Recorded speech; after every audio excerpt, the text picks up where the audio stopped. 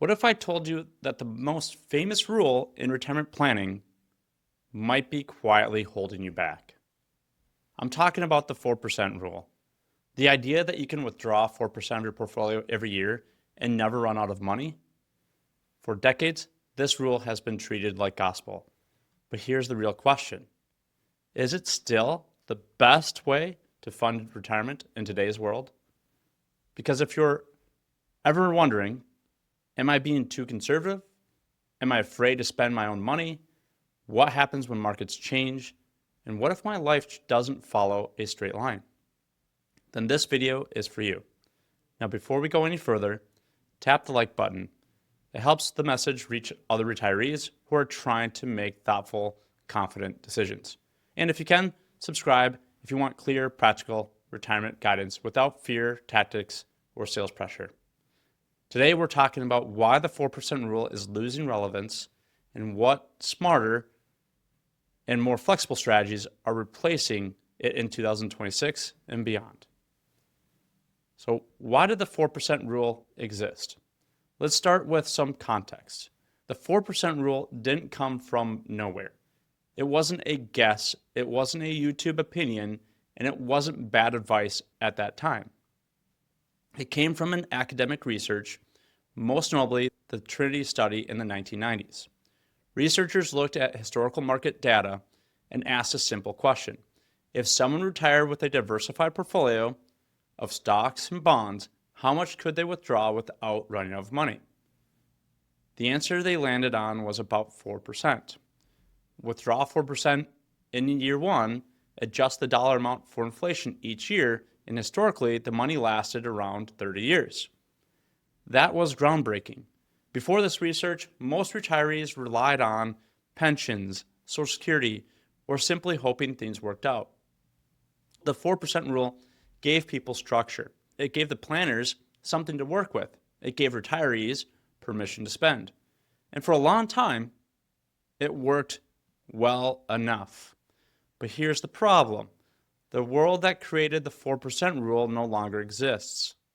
The world has changed. Let's talk about what's different now. Because retirement planning doesn't happen in a vacuum. One, we have interest rates that are different. When the 4% rule was created, bonds actually produced income. Today, many bonds barely keep up with inflation. Income looks different, yield behaves differently. And then we have longevity. The original research assumed about a 30-year retirement. But now, people retire earlier, they live longer, and healthcare keeps extending lifespans. A 35-year retirement is no longer unusual. The other thing is taxes. The 4% rule ignores taxes completely. It doesn't care if your money is in IRAs, 401ks, Roth accounts, or taxable brokerage accounts. It doesn't account for required minimum distributions, Medicare IRMA surcharges, changing tax brackets, or tax-efficient sequencing. We also have market volatility. Markets have always gone up and down, but what matters most in retirement is not the average return. It's the sequence of those returns. Two retirees with the same average return can end up in different situations depending on when the bad years happen. And the 4% rule, it doesn't adjust. It just keeps pulling money out, no matter what. So the real problem is rigid thinking. Here's the biggest issue with the 4% rule. It assumes retirement spending should be rigid. It should be mechanical, predictable. But real life isn't like that. Ask yourself this, do you spend the same amount every year? When markets are strong, when markets are weak, when your health changes, when life throws you surprises? Of course not. Yet the 4% rule assumes you should. Same spending, same inflation adjustment every year, no matter what. This creates two major problems. Problem one, underspending. Many retirees follow the rule and end up spending less than they could.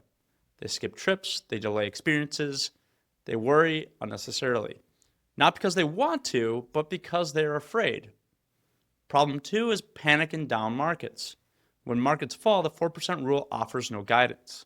So retirees either keep spending and worry constantly or slash spending emotionally. Neither feels good, neither builds confidence. And this is exactly why the conversation is changing. So what's replacing the 4% rule? Well, if we look at 2026 and beyond, retirement planning is moving away from rigid percentages. The new focus is not what's the perfect withdrawal rate. The better question is, how do I create income that adapts to my life? That's where dynamic withdrawal strategies come in. The big idea behind dynamic withdrawals is a dynamic withdrawal strategy does one powerful thing. It responds instead of dictates, rather than withdrawing the same amount every year forever. Spending adjusts based on market performance, portfolio health, guaranteed income, and personal needs. Think of it like driving. You don't stare at the speedometer and lock it in place. You slow down when conditions change, you speed up when the road is clear, and you stay within the guardrails. That's the shift from rules to ranges, from fear to feedback. Now, practical, flexible spending examples. So let's make this real. Here are 3 common approaches retirees are using right now. Example 1 is market-aware spending. In strong market years, you spend a little more. Take the trip, upgrade the experience. In weaker years, you pause big expenses, focus on essentials, give the portfolio time to recover. You're not panicking, you're responding. However, I may not like this strategy the most because it's very, very market driven. Depending on what the market does will kind of dictate how you enjoy your life. Example 2 is income floor first. Instead of relying only on withdrawals, retirees cover essentials with reliable income. Things like Social Security, pensions, interest or dividends. You could use annuity income when appropriate. Now the portfolio provides flexibility, not survival. Which, honestly, this is probably the main example I like the most just because we have the dividends or interest. We're not spending down the principal. It makes it a lot easier for you to spend that money year in and year out. Then we have example 3, which is guardrails. Strategies set a spending increase limit and a temporary reduction trigger. This prevents overspending in good years, overcutting in bad years. The result, more confidence, less emotional making decisions. Now, all these strategies can work. It all depends on what you want best for you and your family and what you can stick with that strategy. Now, when we look at blending income sources, this is where retirement planning really moves beyond the 4% rule. Retirement income today is not portfolio only, it's a blend. We have Social Security. Social Security is the foundation. Claiming strategies matter. Timing matters. Spousal coordination matters. Optimizing Social Security reduces pressure on portfolio for the rest of your life. Then we have required minimum distributions. RMDs are not just tax rules. They affect income timing, tax brackets, and Medicare premiums. Handled poorly, they force unnecessary withdrawals. Handled well, they become part of a coordinated plan. Then we have portfolio income. Instead of selling assets blindly, many retirees focus on income-producing assets, time-based buckets, tax-aware withdrawals. The goal is not beating the market. The goal is reliable, spendable cash flow. So why recent research supports flexibility? Now, recent research and planning discussions are pointing to the same conclusion. Flexible spending improves outcomes, not just financially, emotionally. Retirees who understand their income sources allow spending to adjust slightly, plan for variability. Now, there's a report, less anxiety, more confidence, better quality of life. Here's the irony. They often end up spending more over their lifetime, not less. There's a psychology around withdrawals. Money isn't just math, it's emotion. You have the fear, the regret, the uncertainty. The 4% rule ignores this. Flexible strategies embrace it. They acknowledge some years feel better than others. Some expenses matter more. Life changes. And that makes retirement feel lighter, not restrictive.